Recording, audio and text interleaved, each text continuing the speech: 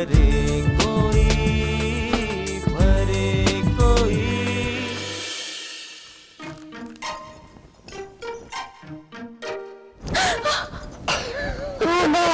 आपने तो मुझे डरा ही दिया। जाने मन, आज हमारी शादी की पहली सालगिरह हो। 1 साल होने को आया, लेकिन आपका डरना अभी वैसे के वैसे हो। आप ऐसे पीछे से आएंगे तो मैं डरूंगी नहीं क्या? भाई हम तो ऐसा ही करते हैं, अचानक हम कभी भी कुछ भी कर सकते हैं। जानती हूँ, मुझसे शादी भी तो अचानक ही की थी।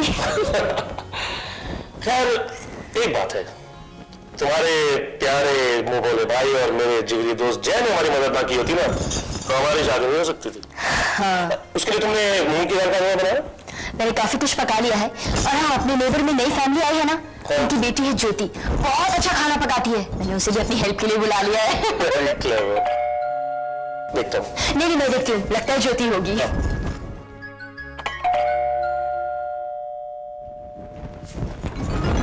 आओ ज्योति, मैं तुम्हारा इंतजार कर रही थी। सॉरी, पापा को खाना खिलाना था इसलिए देर हो गई। कोई बात नहीं। राजन, इससे मिलो, ये ज्योति, इसी के बारे में मैं तुमसे बात कर रही थी अभी। अच्छा। और ये मेरे वो। नमस्ते। नमस्ते। आप दोनों को शादी की सालगिरह बहुत बहुत मुबारक हो। Thank you. भाई इस मुबारकबाद के असली हकदार तो हम हैं, सिर्फ हम, क्योंकि हमने बड़ी बहादुरी से इनके साथ 1 साल पूरा किया। और मैंने भी इनका गुस्सा झेल झेल कर वर्ल्ड रिकॉर्ड बनाया है।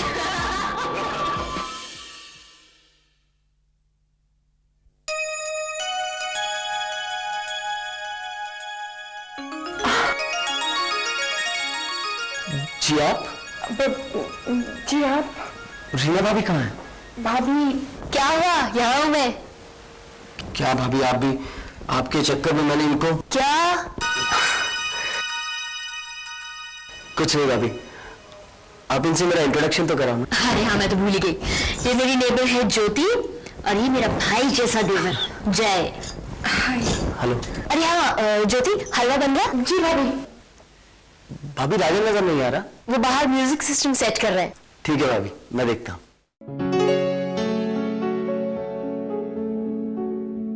आओ देखो कैसा बना है। खुशबू तो बहुत अच्छी आ रही है।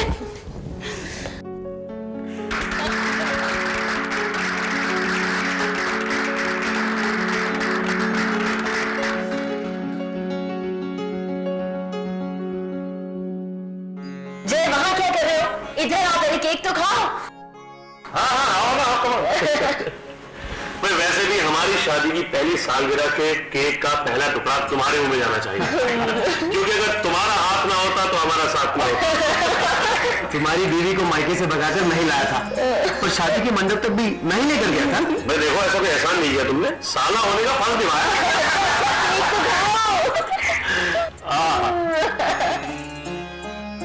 आप लीजिए ना। पहले आप।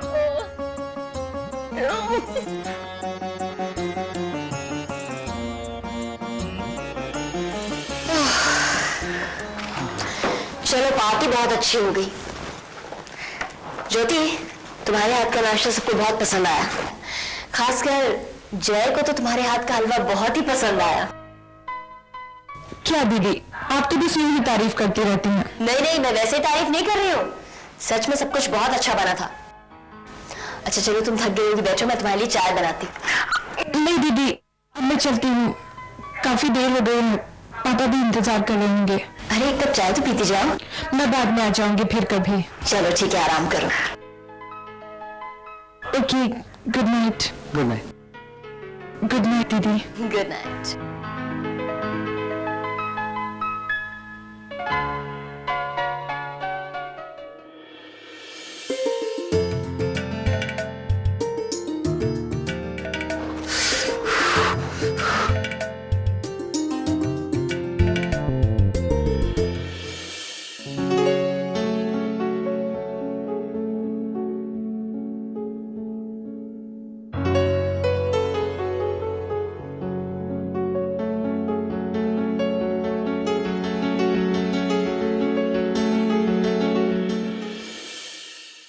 तुम सच कह रहे हो ना कि तुम शादी करना चाहते हो? जी भाभी। तो अब ये भी बता दो कि किससे करना चाहते हो। वो हाँ भाई, हम ये जानना चाहते हैं कि वो कौन सी लड़की जिसने हमारे दोस्त की रातों की नींदें चुरा ली हैं और उससे शादी करने के लिए जनाब इतने उतावले हुए पड़े। भाभी, वो उस दिन पार्टी में जो लड़की आई थी ना, मुझे बहुत पसंद है। अगर आप लोगों को पसंद हो तो। ज्योति, ज्योति की बात कर रहे हो तुम? जी भाभी। ओ, मुझे तो तभी शक हो गया था जब ये घूर घूर कर उस लड़की को देख रहा था। अगर इसका बस चलता ना तो ये बैंड बाजा बजाकर उसे अपने घर ले जाता और हमें अपनी शादी में भी नहीं बुलाता। तू चुप नहीं होगा तो बहुत पीटूंगा तुझे आज। दोस्त एक लड़की के लिए अपने दोस्त की पिटाई करेगा? ठीक है, अगर तुझे मेरी बात नहीं सुननी तो मैं चला जाता हूँ। अकेला हूं ना, अनाथ हूं, खुद ही कर लूंगा सब कुछ। यार दोस्त, मैं मजाक कर रहा था। आई एम सॉरी, मेरा ये मतलब नहीं था। देखो जय, आगे कभी ऐसा मत कहना कि तुम अनाथ हो। भले ही हमारा तुमसे खून का रिश्ता नहीं है, लेकिन एक ऐसा लगाव है, एक ऐसा रिश्ता है जो कभी खत्म नहीं हो सकता। जानता हूँ भाभी, तभी तो अपना सुख दुख लेकर यहाँ चला आता हूँ। जहां तक फैमिली का सवाल है, मैं उनके बारे में इतना जानती हूँ कि उसके पापा फैक्ट्री में काम करते हैं, वो 2 बहनें हैं और एक भाई है। मिडिल क्लास फैमिली है। हाँ, लेकिन ज्योति के बारे में इतना जरूर कह सकती हूँ कि इतने कम टाइम में उसने आसपास के सब लोगों का दिल जीत लिया है। और हमारे जय का भी। क्यों भाई? अब मैं अपने भाई का रिश्ता लेकर जाऊंगी उनके पास। धन्यवाद हमारे जी, जो आप लोग चल के हमारे घर रिश्ता लेके आए। और मेरी बेटी बड़ी किस्मत वाली है, आप जैसे बड़े लोगों के घर में रिश्ता हो रहा है। श्यामलाल जी, आपने ज्यादा तारीफ कर दी। अंकल जी, हाँ जी। ज्योति कहाँ है? उसे भी बुला लीजिए, उसकी मर्जी भी तो जानना जरूरी है ना। हाँ, उसकी मर्जी जानने की क्या जरूरत है जी, और जो मैं कह दूंगा वो मान ली। अंकल, फिर भी एक बार ज्योति से पूछ कर देख लीजिए, हो सकता है उसे कुछ और ही मंजूर हो। बुलाइए प्लीज। ठीक है जी, आप लोग कहते हैं तो मैं बुला लेता हूं। और ज्योति बता रहे, ज्योति,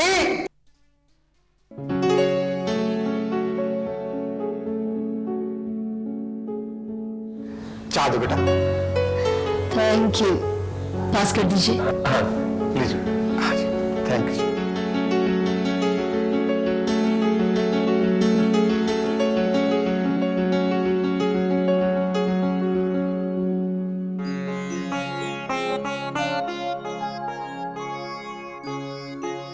ज्योति, तुम हमारे पास आकर बैठो। भाई जय, तुम्हें जो भी पूछना है ज्योति से पूछ लो। मैं बस एक ही बात कहना चाहता हूँ, जब से मैंने तुम्हें पहली बार भाभी के घर पे देखा है तभी से तुम मुझे अच्छी लगने लगी हो। मैं तुमसे शादी करना चाहता हूँ, अगर तुम्हें मंजूर हो।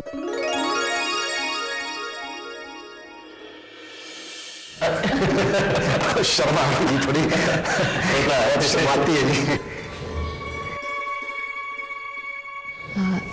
अंकल जी, ये आपकी दूसरी बेटी है? हाँ जी, हाँ जी। लेकिन ये तो अपनी ज्योति से कुछ बड़ी लग रही है।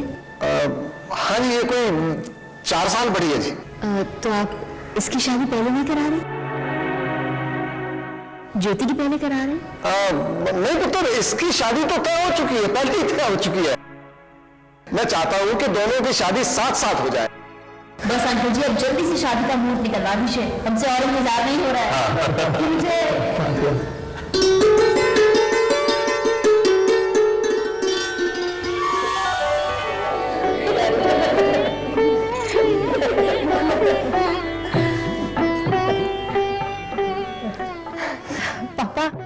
पापा आइए ना। पापा देखिए, हमारी ज्योति कितनी खूबसूरत लग रही है। आज हमारी ये बेटी पराई हो जाएगी। आप लोग जरा बाहर जाके देखिए, बारात आई होगी नहीं। चलो।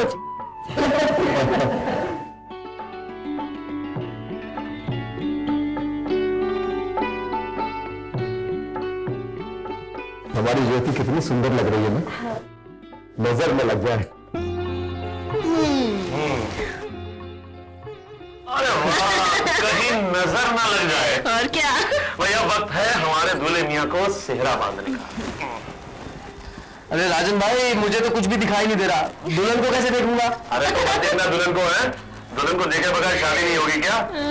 चल जल्दी कर, बारात का वक्त निकला जा रहा है। चलो चलो भाभी। नहीं, मैं नहीं जाऊंगी, यही रुकूंगी। जब दुल्हन को लेकर आओगे तो कोई आरती उतारने वाला भी तो होना चाहिए ना। पर भाभी, अरे ठीक कह रही है वो, उसे यही रहने दो। उसे एक और जरूरी काम करना है, तुम्हारी सुहाग की सेज सजानी है। समझे? चलो चलो, bye, good luck. Miss you. Me to.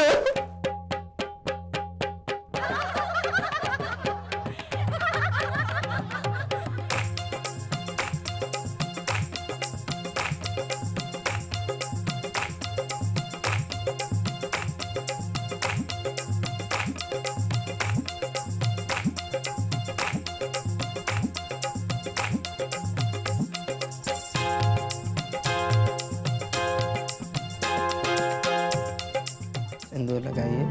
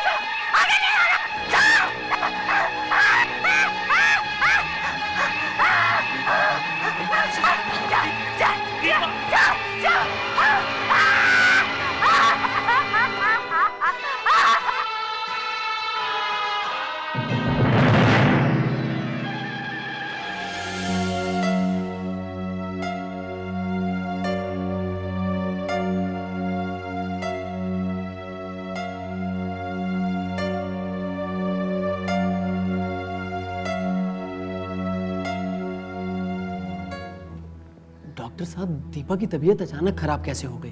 दीपक की मानसिक स्थिति ठीक नहीं है। ऐसी हालत कब और क्यों हो जाती है, बेहतर होगा इस बारे में उसके माँ बाप से ही पूछें। लेकिन इसका कोई इलाज तो होगा डॉक्टर साहब? हाँ, इलाज है, लेकिन सही जानकारी लेने के बाद ही कर पाऊंगा।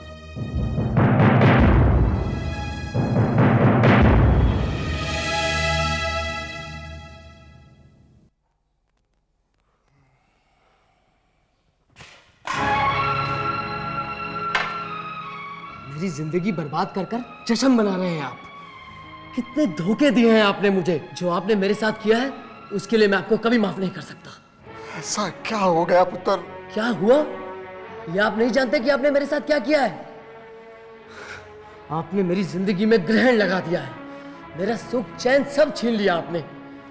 सोचा था मैंने कि शादी के बाद मुझे जिंदगी में खुशियां मिलेंगी, सुख मिलेगा, लेकिन आपने और आपकी बेटियों ने कितने धोखे दिए हैं मुझे।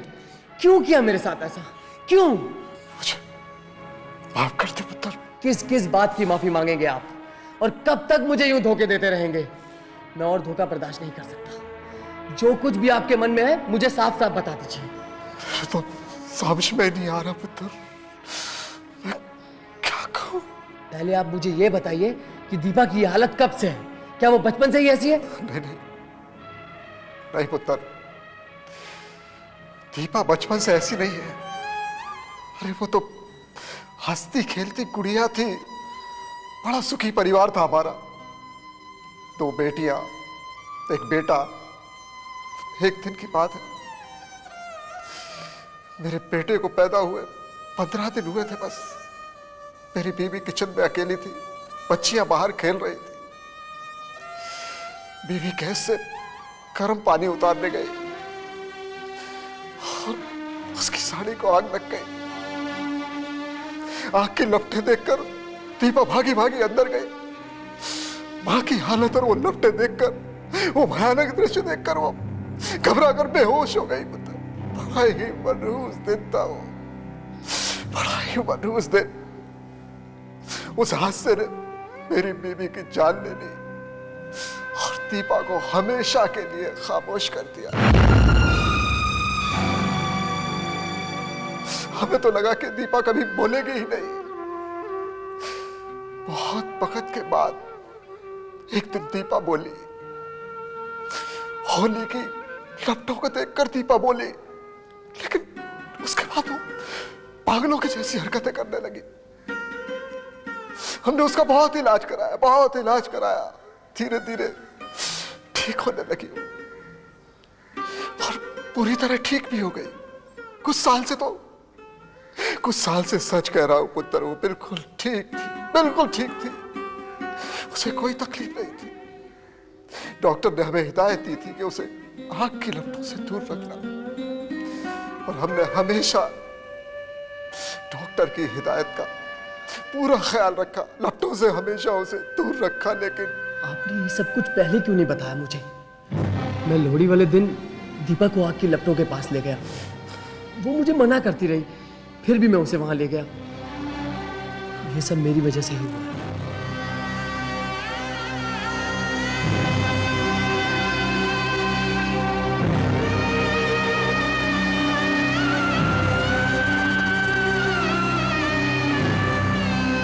क्या हुआ पापा? जीजू इतना गुस्से में क्यों थे? पुत्र, लगता है तेरी दीदी को फिर से दौरा पड़ गया है। ओह नो, फिर तो पापा दीदी अपने होश में नहीं होंगी इस वक्त। मुझे तो डर लग रहा है पुत्र, कहीं इसी वजह से जय दीपा को छोड़ ना दे। नहीं नहीं पापा, ऐसा नहीं हो सकता। हम इस तरह चुप तो नहीं बैठ सकते, हमें कुछ ना कुछ तो करना होगा पापा। लेकिन समझ में नहीं आता पुत्र कि मैं करूं तो क्या करूं। एक ही बात समझ में आती है कि मैं तुझे और सोनू को दीपा के पास छोड़ दूं, ताकि कुछ दिनों तक तुम दोनों उसे संभाल सको। लेकिन पापा मैं... देख पुत्र, अपनी दीदी के वास्ते तुझे इतना तो करना ही पड़ेगा।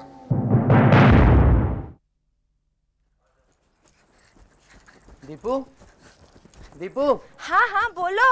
मुझे ऑफिस जाना है। तो जाओ ना, मैंने कब ना बोला है।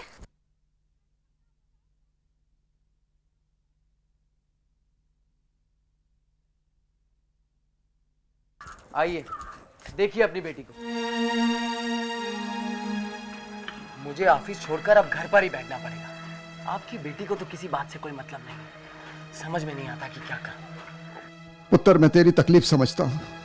आप कुछ नहीं समझते। अगर आप समझते तो मुझे ये दिन देखना नहीं पड़ता। ले जाइए अपनी बेटी को यहाँ से, ले जाइए, ताकि मैं चैन से अपनी नौकरी कर सकूं और सुख से अपनी जिंदगी बिता सकूं। ठीक है पुत्र, नाराज मत हो। मैं इस तरह ही करूंगा, मैं ले जाऊंगा इसको।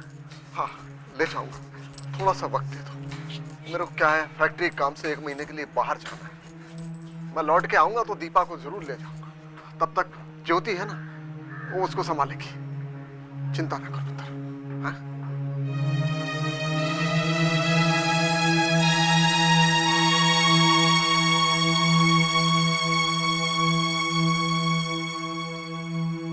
दीपा, ओए दीपा।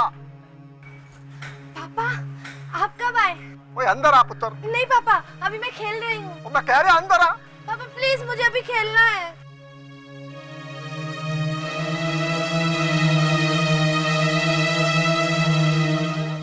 तेरे को कुछ समझता है कि नहीं? तूने हमारी जिंदगी हराम कर दी, जीना मुश्किल कर दिया हमारा। क्या पापा पापा, तेरे को कुछ समझ आता है कि नहीं? तू सुखी रहा इसलिए तेरी शादी करवा दी हमने।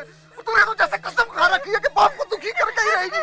लोग तो कहते थे कि शादी के बाद तेरी दिमागी हालत सुधर जाएगी। तेरे साथ तो उल्टा हो गया और दिमाग खराब हो गया तेरा। कब तक हम पर बोझ बनी रहेगी?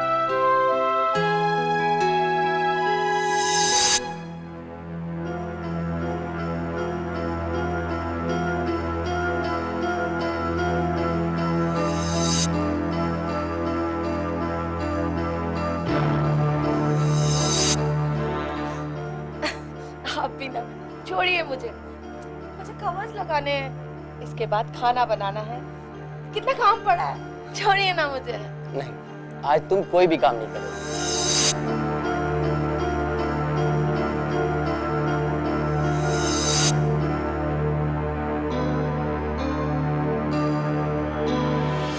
हे भगवान, ऐसा क्यों होता है मेरे साथ? बचपन में मेरे माँ बाप मुझे छोड़कर चले गए और अब थोड़ी सी खुशियां मिली थी वो भी छीन ली तूने। क्यों क्यों?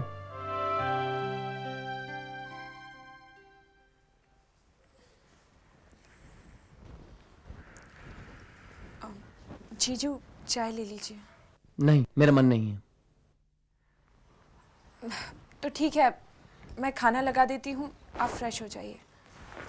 क्यों कर रही हो सब कुछ? क्यों? मुझे आदत नहीं है इन सब चीजों की और मैं आदत डालना भी नहीं चाहता। वैसे भी तुम्हारे पापा ने जो मेरे साथ किया है वही बहुत है मेरे लिए। आपने पापा को अभी तक माफ नहीं किया। वो तो समझते थे धीरे धीरे सब ठीक हो जाएगा।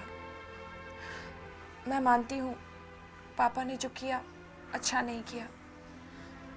उन्हें आपको इस तरह धोखा नहीं देना चाहिए था। तुम्हारे पापा ने जो किया उन्हें नहीं करना चाहिए था, पर जो तुमने किया क्या वो ठीक था? तुम्हारे पापा ने तो अपनी इज्जत बचाने के लिए सब कुछ किया और तुमने ऐन वक्त पर शादी से इनकार करके अपने पापा की पगड़ी उछाल ही दी थी ना। अब कहाँ है तुम्हारा वो प्यार? शादी क्यों नहीं कर लेती उससे?